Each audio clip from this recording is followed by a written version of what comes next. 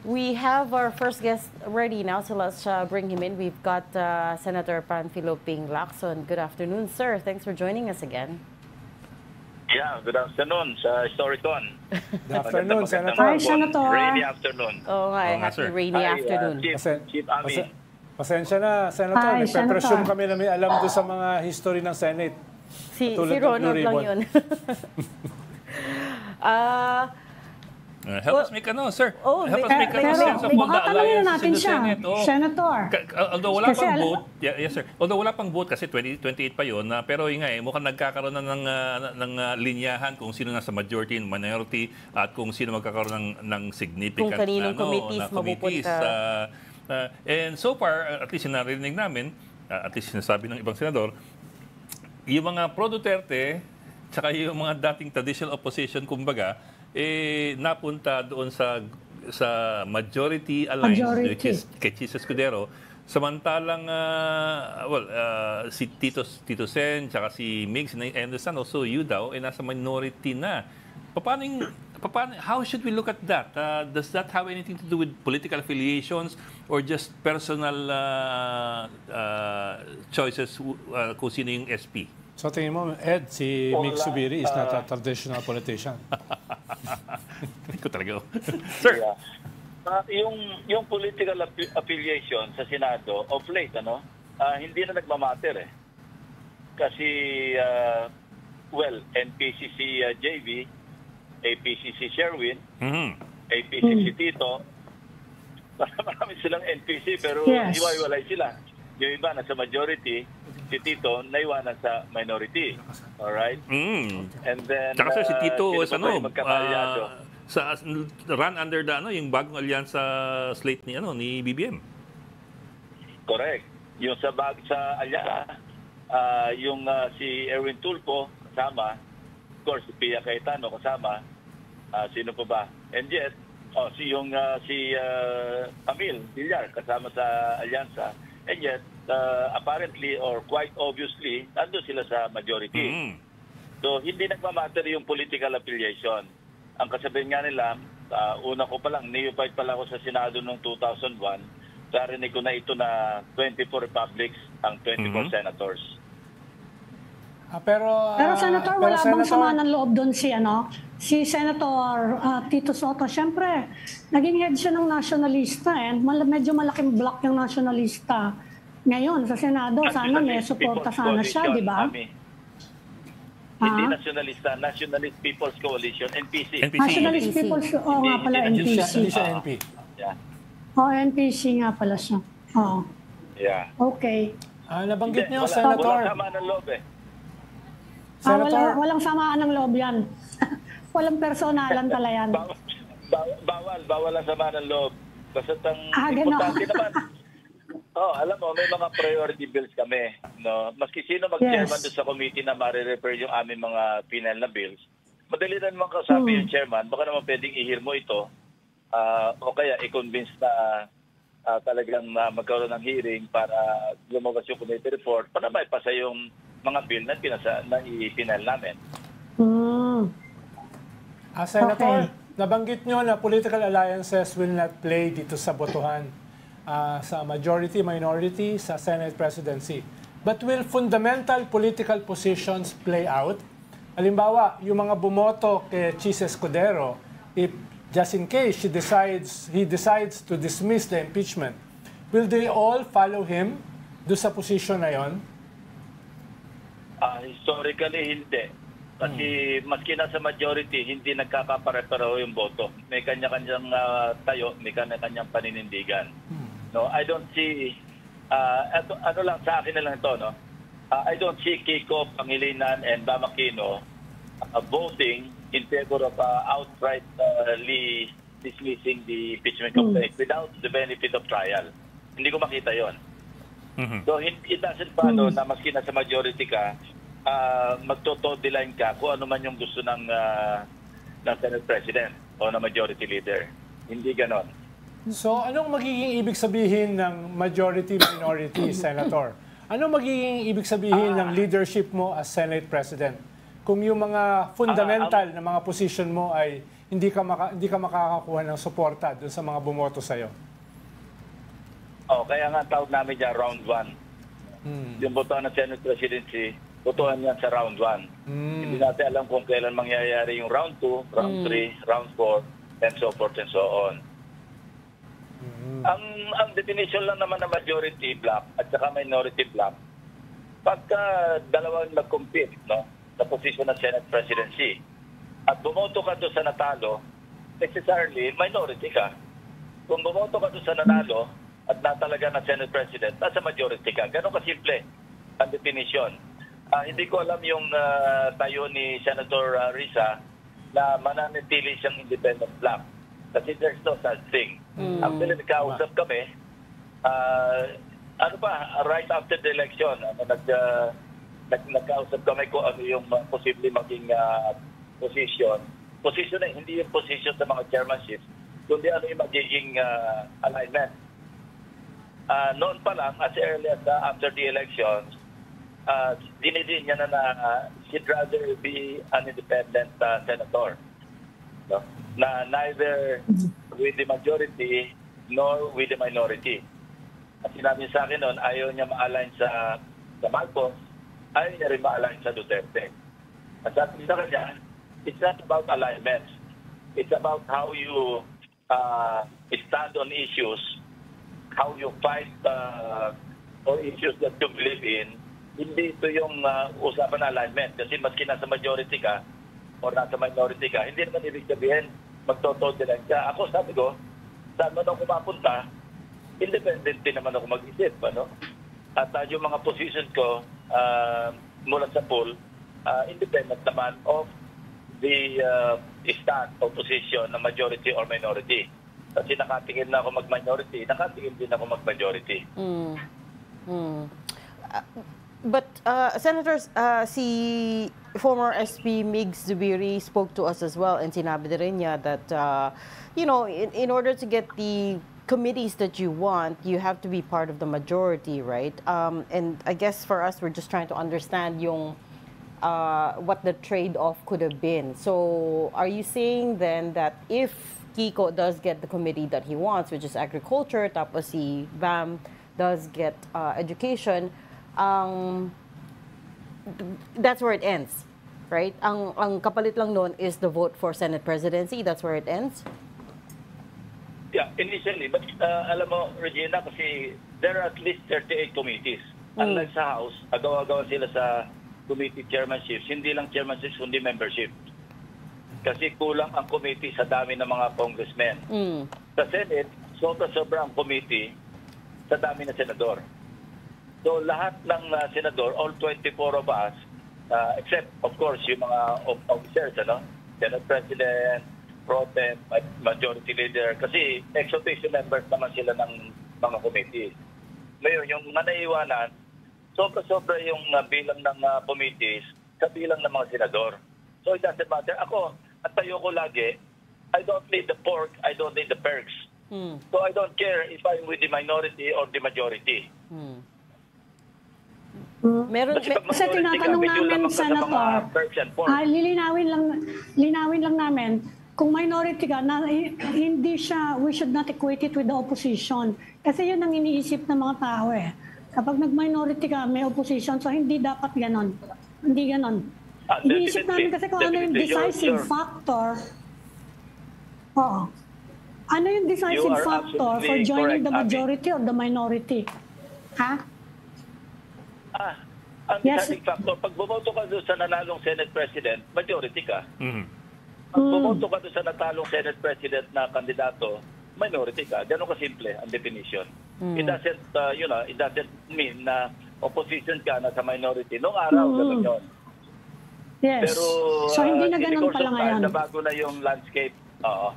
So Senator, tama pala si Senator Bato. It had nothing to do with principles. Tama pala si Senator Bato. It had nothing to do with principles, with issues, with political positioning, with ideology. It's basically about Sino gusto mong SP? personal choice for Senate President. So wala talagang walang usapin ng prinsipyo. Hindi naman. That's not absolutely true, ano? Kasi siyempre, lahat naman tayo may prinsipyo, Sir Ronald. Yung iba wala. Iba-iba Nanguurot nga lang lang yung kasi. level ng prinsipyo natin. Yung iba, Sen, wala. Ako, lagi, hindi naman. Alam mo, ang panuntunan ko ganito, no? I've repeated this since the time I was with the law enforcement agency, no? Before I became a senator. Lahat tayo meron tayong baseline principles na kung saan yung above the baseline principles, pwede kang maging flexible somewhat. Depende na lang kung mga minor issues yun Hindi naman pwedeng napaka-rigid mo Wala kang makakasundo sa buhay. Pero below the baseline principle, para sa akin, non-negotiable yun. Ngayon, yung level ng baseline principle natin, doon nagkakaiba. Merong mas mataas ang baseline principle, merong mas mababa, merong kayat sa lupa. Well, So, sir, lahat negotiable. Sir, let me try to fine-tune yung question nitong si Ronald. Medyo barbaric kasi ito minsan si Ronald if I get you right, parang it's more like it's not so much what ideology you belong to or what political issues you uphold. It's more of whether you agree or not with the leadership style and the guidance of the person you want to elect as SP. Initially, yes. So, Sa round- pagpili. Kasi meron kang binoto na hindi nanalo, nasa minority ka. Talo kayo So, minority ka. Pero eventually, pag naandun na, nakaset up na yung kanya-kanyang roles, whether officer ka na Senate o kaya minority, majority, kanya-kanyang tayo na yan. Kanya-kanyang, at sinasabi ko nga, tulad ng kanina, yung tugon ko kay Ronald, lahat naman ng tao may prinsipyo. Meron lang taong saya sa lupa ang prinsipyo. That's why- Or hinuhukay pa. That's why So, you call it... Senator, hindi din namin dapat i-equate yung botohan for the Senate presidency sa magiging kalalabasan ng botohan related to impeachment matters. Hindi. Kasi yun ang spekulasyon Definitely ngayon. hindi. Okay. Hindi. Okay. Halimbawa, si Mix, pagka nagkatotoo yung lahat ng mga announcements ngayon, mga statements ng mga iba't ibang senador, malamang sa hindi, 4 kami o 5 kaming maiwanan sa minority. Ang siguradong 4, ako, si Tito Sen, si Senator Loren, Senator Mix. Pero si Senator Mix, iba yung position niya pagdating sa impeachment. Ako, ang position ko, tingnan ko muna yung ebidensya. Pero gusto ko matuloy yung trial. Kasi napakasimple naman ng Article 11, Section 3, di ba? Pagka na-transmit sa Senate, di ba, try and decide. Ako, gano'n lang interpretation ko Huwag na tayo maraming mga, sabi nga ni late Senator Miriam, gobbledygook. Napakaraming mga interpretation na kung saan ang gagaling. Yeah. So, sa akin, simple lang try and decide So, let's try and decide. Hindi ako baboto doon sa motion to dismiss. Lalo na ako ang nag-motion to dismiss, Senator Judge. Para sa akin, napakamali naman yun. Kasi, tsaka naman nakakita ng huwes sa ordinary court, court of law. Siya yung may hawak ng gavel. Siya pa yung motion to dismiss. Tapos siya rin ang pupukpok, sabihin niya, case dismiss. Wait, napaka-awkward. Sen, sorry. Actually, we just spoke to Senator Miggs kagabi, sa The Big Story. And yung position niya is more or less the same as yours. Sabi niya, he wants to see trial proceed because it's in the Constitution. And when I asked if he had made up his mind about the impeachment case, sabi niya, hindi pa daw. Open pa daw siya to see the evidence. Although, of course... Bakit ang sinabi ng witch hunt? Kaya nga, yun yung tinanong ko. Sabi ko, why do you call it a witch hunt? Does that mean you've made up your mind about this case? Sabi niya, no, I just mean na I'm still open to seeing the evidence. Do you agree, Senator, na most senator judges have made up their minds, and have you? I haven't made up my mind. Ako, consistent ako sa sinasabi ko. Gusto ko makita muna yung ebidensya. Ayoko nang i-dismiss yung kaso without the senator judges seeing the evidence. Kasi wala ka pag-uugutan ng decision mo But do you think I haven't decided. Pag nakita kong palpak yung ebidensya ng prosecution team or maski may ebidensya, mali-mali naman yung kanilang pag-present at hindi ma-appreciate, teka muna. Kasi after all, ang pananagutan naman namin, hindi naman sa mga sarili namin Ang pananagutan namin, doon sa nagboto sa amin, o maski doon sa hindi bumoto sa amin, doon kami mananagot na malinaw ang ebidensya, bakit ka nag-acquit? Sa iba naman, ang hina ng ebidensya, bakit ka nag-convict? Para bang, yun ang pananagutan namin, bawat isa sa amin. Pero ako, I believe, may mga senator judges na sa ngayon pa lang, this early, they've already made up their minds. Kasi, base naman sa kanilang mga statements, maliwanag naman kung saan sila tatayo, somewhat may. Never mind the evidence, basta maski ano makita, ito na yung kanilang decision. Tapos na sa kanila. Sabi nga ni Migs. Yeah. Senator, without belaboring the point, tama naman na yung pagpili ng Senate President is very personal. Pero mahirap din namang ihiwalay yung personal dun sa political standpoint nung binoboto eh.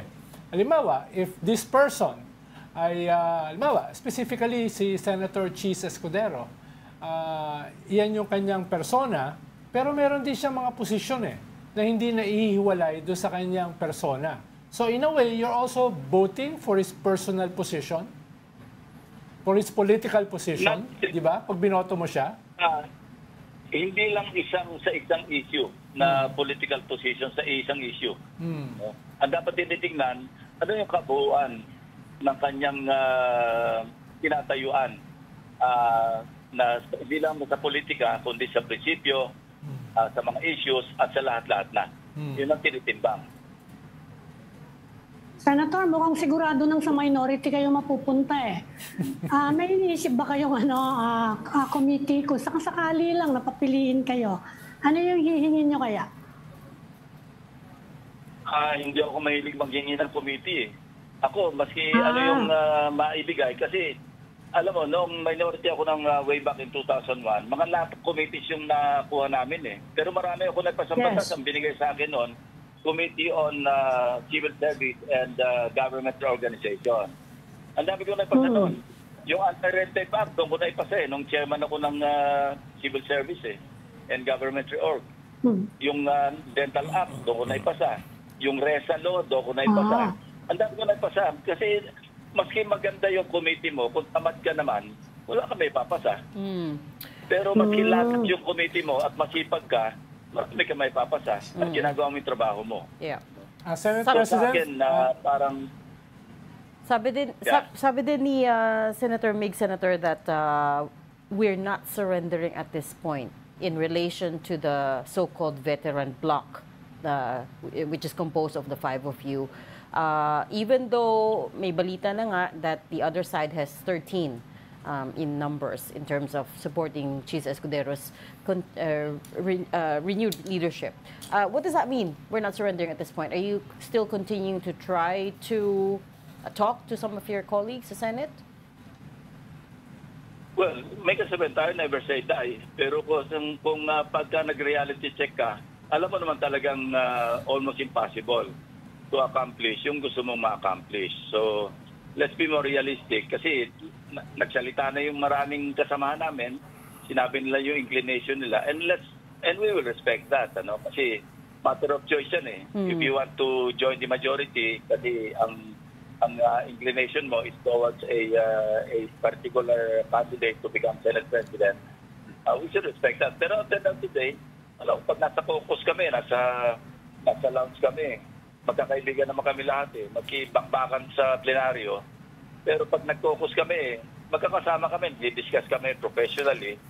Of course, may nagkakaambaan din paminsan-minsan, pero hanggang doon lang yon. Hindi pa naman kami maabot sa tulad sa Parliament ng Taiwan na nagsusuntukan at nagbabatuan ng silya. Hopefully, wag naman kami umabot sa ganon. Kasi unsightly. Senator, nawala kayo ng several years din sa Senado.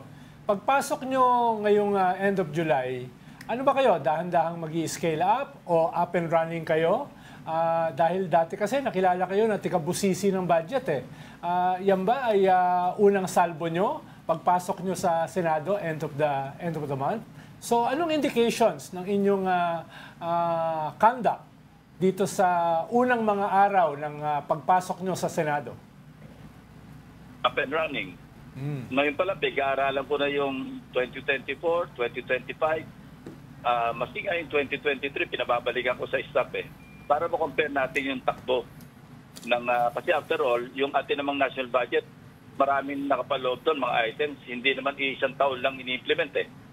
Halimbawa, may nakita na kami doon na pagkalit-lit na barangay ng isang napakalit na bayan, nagkaroon ng allocation na o appropriation na 1.9 billion. Pagkalit-lit na bayan, nagkaroon ng appropriation na almost 10 billion. Yung mga ganon, dapat tanungin namin yun. O ako, kayo mismo, tatanungin ko yun. Kaya bang i-absorb yan? Yung 10 billion ng isang napakaliit na bayan, na tao, may 10,000. So per capita pa lamang, parang hindi na equitable yung distribution ng budget. Senator, related dyan, habol ko lang may rinifile si Senator Cheese na bill niya to mandate all government officials na i-waive yung bank secrecy rights. Susuportahan niyo ba yun? Kasi ilang beses na niya final yun, walang nangyayari. Ako unang nag-file yan, Ami. Hindi lumalabas sa committee. Panahon pa namin na Senator Marrojas noon. Ang version ko, iba doon kay Senator Cheese, Senate President Cheese. Yes. Sa akin, the moment na pumasok ko sa gobyerno, whether you're President of the Republic or the lowest clerk or janitor, basta government employee ka, deal waive na. Hindi ka nakalang pumirma ng waiver. I heard yung kay Senator Cheese, kailangan pipirma ka pa ng waiver kapag nagkaroon ng investigation ng ombudsman. Yung sa akin, pagpasok ko sa gobyerno, deal waive na kagad. Anytime, lalo pag nagkaroon ng investigation, wala kang rights under the Bank Secrecy Act. Sinurrender mo na. Kasi sa akin, out and out, gusto ko mangimi o kaya mag-hesitate yung nasa gobyerno na gumawa ng kapilyuhan dahil anytime pwede buksan yung kanilang bank accounts. Ako yung unang nag-file nung waiver sa Bank Secrecy Act. 2018, I think, na-file ko na yan. Pero sir, obviously, hindi kumakagat hindi kumakapit So, yes. Walang sumusunod. May Pero pagkaisa ba ngayon, yan? dahil nga si Senator Cheese, masuportahan Kung kaya? co-author ko yung Senate President, hopefully, may pasa namin. Yes. Kasi imagine, ang co-author ako o co-author yung Senate President. Of course, expectedly, siya yung magiging principal author kasi una siya nag-file kasi Senate President siya. Yes. Kasi ang naging order ng priority namin sa pagpapile ng bill, draw lots, But yung mga officers, mauna sila. Ako number 4 ako nung nag-draw lots, ako yung number 4 doon sa mga hindi officers ng Senate. So kung bibilangin natin, kung alis mo yung, hindi ko sure kung lahat kami nag-draw lots Kung halimbawa ako number 4, yung unang Senate bill ko, Senate Bill number 41 yon kasi number 4 ako sa priority. Ang priority ko, yung gusto ko i-streamline yung 4Ps. Sinuklob ko lahat yung lahat ng klase ng ayuda na ang nagdi-distribute mismo, nag-i-implement, mga congressmen at senador, nilagyan ko yun ng parusa. Huwag kang makialam, huwag kang mag-influensya man lang kung sino bibigyan, dahil pwede ka makulong at magkaroon ka ng perpetual disqualification, absolute perpetual disqualification sa pag-hold ng public office. Tapos yung pangalaw ko, sa priority ko, yung transparency ng bicameral conference ng national budget, people's participation in the national budget process. Kasi ito yung lagi natin nakalitan kasi laging bulungan ng bulungan sa BICAM. Kaya nagkakaloko-loko yung ating budget na mamanggil. So yun ang aking, na-file ko na rin to, matagal na. Paulit-ulit kong pinapile ito, pero hindi rin tumatalab. So ngayon, narinig ko si Speaker Romualdez, mukhang magpapile din siya ng bill o nakapag-file siya ng bill na gano'n din ang tono. So I hope, makapasa ito kasi it's about time na yung, hindi naman lahat, pagka-office sa public, baka naman napakagulo, yung bill ko, accredited CSO, saka NGOs, at saka media. Nakabantay sila every step of the way. Hindi yung nakabantay lang kayo pagka-open ng bicameral conference meeting. Tapos pag nag-suspend, hindi na kayo kasali. At pag nag-meet ulit, magpipirmahan, doon na naman kayo kasali. Yung sa akin, every step of the way, kailangan, pero talagang people's participation doon sa buong proseso. Yes, we agree. We agree, sir. Pero kaya daw kayo nahihirapan to bring up your numbers for Senator Soto, sir, is not, you're too strict daw kasi. That's what... Si Tito Soto. Si Tito Soto pero yung too strict. si Senator Ping din daw, you're too strict.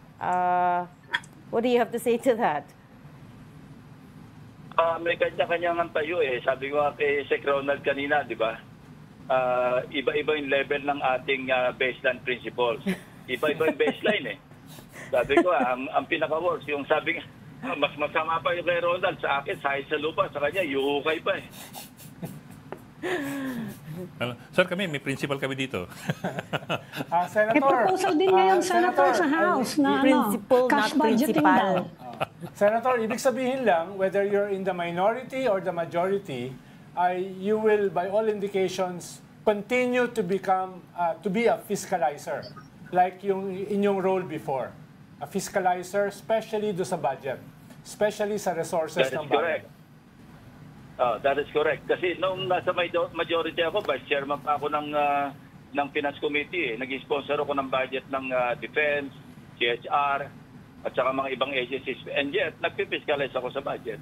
Nag-interpellate ako sa floor, nag-interpellate ako sa committee hearings, at nag-fiscalize talaga. Ang dami ko nasi-save. Nagulat nga ako na nagkuwenta lahat yung staff ko for the past 18 years. 300 billion yung naisalba dahil na-correct. No? Sama-sama na yung pinatanggal ko yung ilang tulong-tulong na mga ang nag-identify, mga legislators. Sabi ko, lagi kong simple lang yung aking panuntunan, Ronald eh. Kasi hindi kami pwedeng mag-implement. Bakit kami mag-implement ng pinasa namin batas? Hanggang legislation lang kami. Ang proseso ng budget kasi, yung preparation, tapos authorization, kami yon. Implementation, wala kami doon. Accountability, COA na yun, saka oversight. Pwede kaming part din doon. Pero pagdating sa budget, hanggang doon lang kami sa authorization, saka sa oversight. Pag-implementation, huwag kaming mag-distribute ng AKAP, huwag kaming mag-distribute ng MAIF, huwag kaming mag-distribute ng pang-scholar. Hindi namin trabaho yun. Ganun kasimple yung aking pananaw eh. Para maging simple yung takbo ng gobyerno, kanya-kanya tayong papel sa buhay. Eh pagka si congressman, si senator, nakialam na sa pagdidistribute ng mga ayuda, hindi na maganda ang takbo.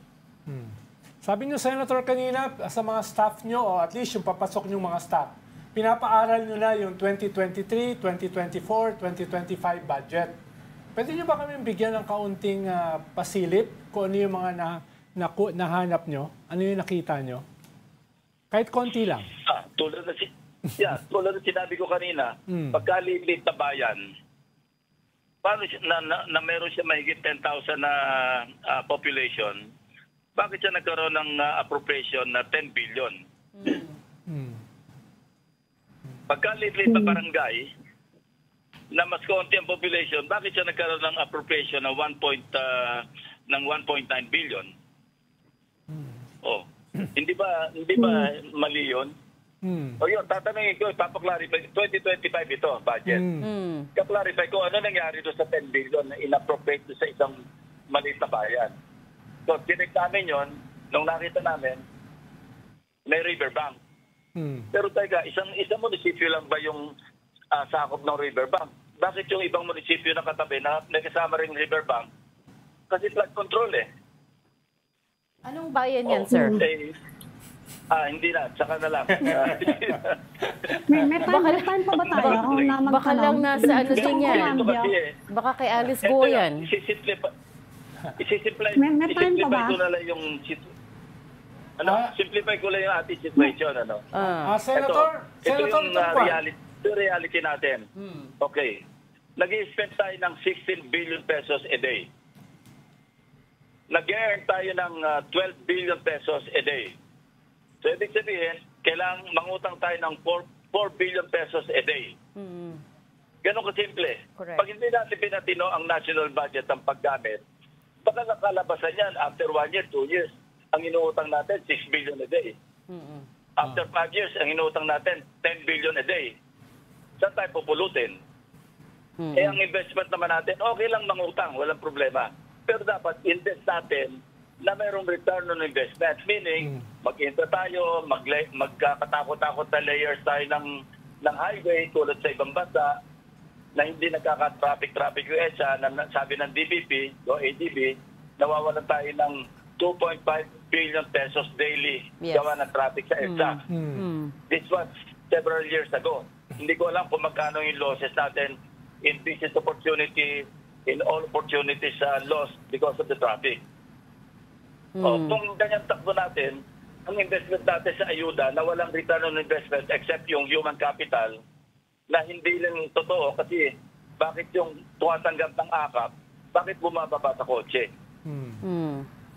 Tapos may mga Pwede pa bang Senator, you've always stood Pwede pa bang against pork change barrel. But actually, yung news today, Senator, was yung unprogrammed appropriations for next year is being slashed by more than 30%. Yeah. We're down to DBM yan. 245 billion pesos, up from 363 billion pesos. Yan yung pinapropose ng DBM. Malaki pa rin. And malaki pa rin, pero what does that say about this year's budget, right? Na pwede mo palang i-slash by that much because now they're worried about the deficit. Pero umakit yan sa BICAM eh. Kaya akit Sabay yan sa ka BICAM. umakit. masama. Kaya Magti-triple dapat talaga yan. gawin natin transparent yung BICAM. Kaya nga eh. Senator, you've always stood against pork may isa pa barrel. akong Pero ang sabi nila ngayon, Senator, yung bagong pork barrel ay itong mga flood control projects na mukhang umaabot na ng 1 trillion. Yung bago, matagal na yan. Oh, 1 trillion na itong past 3 years. So, paano ito hahalungkatin dahil ito ay nakatago sa ilalim ng lupa, itong mga flood control. Paano ito? Alam mo, ang laki. yung bago kami mag-term out, magkasama kami ni Senator Frank Noon sa BICAM. You know, we managed and we succeeded na tanggalin na natin lahat yung dredging, lahat ng flood control. Alisin natin kasi yung dredging, yan ang ugat talaga ng corruption. Kasi, alam mo, isang bako, nakaparedress to sa tabi ng ilog na kukunan na ng video habang nagkahapot ng lupa, pag-alis tong nag-inspeksyon, nakaparedress na naman siya. Lilipat na sa ibang lugar at kukunan na ng video. Ang dami nasasayang na pera sa dredging. And we succeeded during our time before we turned out ni Senator Frank. Nanalo kami sa BICAM noon eh. And bumalik with a vengeance eh. Yeah. Alam mo, Senator, looking back, noong hindi pa na-declare na ang constitutional yung budget, before din na policy issue, ang pork barrel ng bawat senador, 200 million. May soft, may hard. Yung congressman, I think 70 million. Aba, nung na-declare na ang constitutional, alam nyo, pumapalo ngayon, merong senador na may 5 billion. Meron pang 10 billion. May congressman na merong 15 billion. Oh. Yun ang sinasabi ko na mali ang investment natin na ang laki ng ginagastos kumpara sa ating na-earn. No? Yesterday, I had a meeting with the new Customs Commissioner, si Ariel Nepomuceno. And I'm glad na sabi niya, Senator, pwede bang tulungan niyo kami mag-automate? Sabi ko, mabuti na banggit mo yan kasi ang laki ng masesave nyo na sa tax collection pag fully automate ang Bureau of Customs. Kasi ito lang, sabi ko isang halimbawa. Pag tinignan natin yung export record ng China to the Philippines at kinumpare natin doon sa import record ng Philippines from China, napakalaki ng discrepancy. Kung halimbawa na lang 100 billion na lang halimbawa ang discrepancy, no? Nasa akin ang data pero wala sa ano ko ngayon. Pero kompleto ko diyan. Sa 100 billion na lang na discrepancy. Na halimbawa 200 billion yung record ng China pero 100 billion lang yung na-register sa atin. But na lang. Huwag na natin isipin yung iba pang mga excise tax. But na lang 12% of 100 billion. Easily, magkano yan? Gano'n na nawawala sa atin dahil meron tayong CMTA. Naka-computerize ang Bureau of Customs pero hindi naman automated. I remember during the time of Commissioner Guerrero, tinanong ko sila, bakit hindi kayo nag-automate? Sabi nila, wala raw sa budget. Sabi ko, okay, how much would you need? Maghanap ako ng realign. Sabi nila, nagkwenta-kwenta sila. Sabi nga, 15 billion. Sabi to me, the particulars, bill of particulars. Hahanap ako ng mga executive na mga agencies, ilalagay ko sa inyo. Submit to me para ma-justify ko lang. They never submitted. Bakit tayo lang mag-automate? Wala human intervention eh. Senator, yung computerization, panahon pa ni Ramos siyang ginawa sa BOC eh. I was gonna say, matagal na yan. Hindi, alam nyo, sinabi sa akin ni Sonny Dominguez when he became finance chief. Sabi niya, alam niyo ang ginawa ng mga nasa customs, tiniturahan nila ng katas ng sardinas, yung mga linya ng computer, mga wiring, para kainin ng daga. No, it's true. Kainin ng daga. Ganon na nangyari. Kaya wala nangyari. Ang computerization is just a part of parang ma-improve mo yung efficiency ng collection. Ang kakambal yan, automation. Kasi maski computerized ka, kung hindi ka automated, kasi sa ibang bansa, sa China for example, walang human intervention, walang manual. Mag-a-apply ka online, hanggang bandang huli, magbabayad ka sa bangko online. Correct. So, saan mag-i-intervene yung si customs collector? Saan mag-i-intervene si appraiser? Wala. So, ang laki ng record nila. And mind you, hindi lang China ang trading partners natin. Pag tinignan natin yung comparison ng export record ng mga ibang bansa sa atin, sa ating import record sa kanila sa mga iba't ibang bansa, ang laki talaga na nawawala. Japan, Taiwan, US, China, hundreds of billions of pesos ang nawawala kasi bakit? Technical smuggling. Ano, Senator, hindi lang mahalaga yung technology eh. Dahil halimbawa, yung ating mga x-ray, talagang matataas na level. Pero pag dumaan sa green lane, kahit ang ganda ng x-ray, pag yung tumitingin, pumikit, baliwala na rin yung x-ray. Dahil ng pera yung... dahil pipikit lang yung tao eh. So, ibig sabihin, kailangan paltan yung mga tao. But anyway, diba, Senator? Sabi sa akin ni Rupi Biaso, naging customs chief siya, sabi niya, ang sabi daw ng mga tao doon, ikaw sandali ka lang dyan, political appointee ka kami, dito career. Andito kami, matagal ka nang wala, andito pa rin kami. Yan daw ang sinabi. Alam mo, before Rupi Biason was appointed, now I can tell you this, inoffer sa akin ni President Pinoy yung customs. I was still a senator, pero pa-term out ako noon. Ang nag-relate sa akin si Senator Cheese, sabi niya, Manong, nag-usap kami ni Pinoy kagabi, nahiya lang i-offer sa iyo kasi inisip niya, baka demotion sa iyo because you're a senator and i-appoint kang customs. Alam mo, sagot ko kay Cheese, sabi ko, pakisabi lang kay Pinoy, maraming salamat, pero dalawa lang ang pwede mangyari sa akin dyan sa customs pag ako naging commissioner. Makapatayo ko ng customs o mapatayo ko ng customs. Kaya thank you na lang kamo, maraming salamat.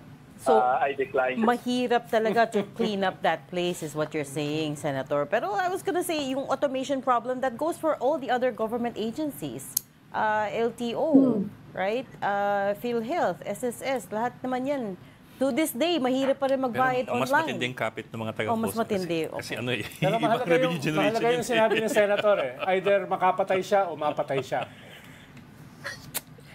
Nakakatakot naman. Why do we have to end on such a scary note? Ikaw talaga. Inuulit ko lang. Ina-emphasize ko lang yung sinabi ni Senator. Hindi naman necessarily sinusuportahan ko yun. Hindi, lang yun. Rhetoric lang yun na Ronald. Don't take it literally. Gusto ko kasi, Senator, i-take literally Talaga, sadista ka talaga. Wala ka na sa movement. Instigator talaga. Okay. Instigator. Wala na yung mga panahon nyo nila Canilo. Yan tuloy. Naglalabasan tuloy. Good boy na ako, Senator. Good boy na ako. Nagbago na ako. Naglalabasan niya.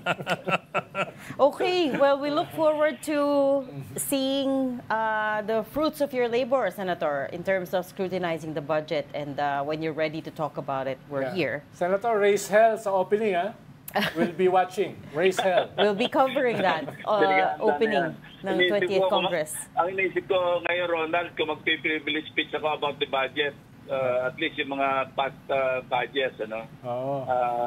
Ng Sige, first sige. week or second Tuloy week niyo. or diretso na lang ako sa budget deliberation. Tama. I'm still mulling over it. Sabi Kung kasi ni Vice, dadaanin ko muna sa privilege speech o diretso na ako sa deliberation. Oh. sabi kasi ni Vice President, bakit pinag-uusapan yung previous budget? Dapat ang pag-usapan yung future. Hindi ako palo doon. Who's Yung hindi lumilingon sa pinanggalingan, hindi makakarating sa future. Yun. but I Naging mean, Rizal bigla. you're gonna have a hard time holding people to account, Senator. Of course, pinasa ng Kongreso yan eh. Right? So, as you scrutinize the budget and try to exact accountability, yeah. I'm just worried about who you're gonna come up against. Okay. Good luck to us all. Good. Okay, we'll leave that there for now. Thank you so much Thank you, for sir. talking to us Salamat, today, Senator. Senator Ping Lacson. Thank you, Thank you. Senator. Rhetorical lang, Senator.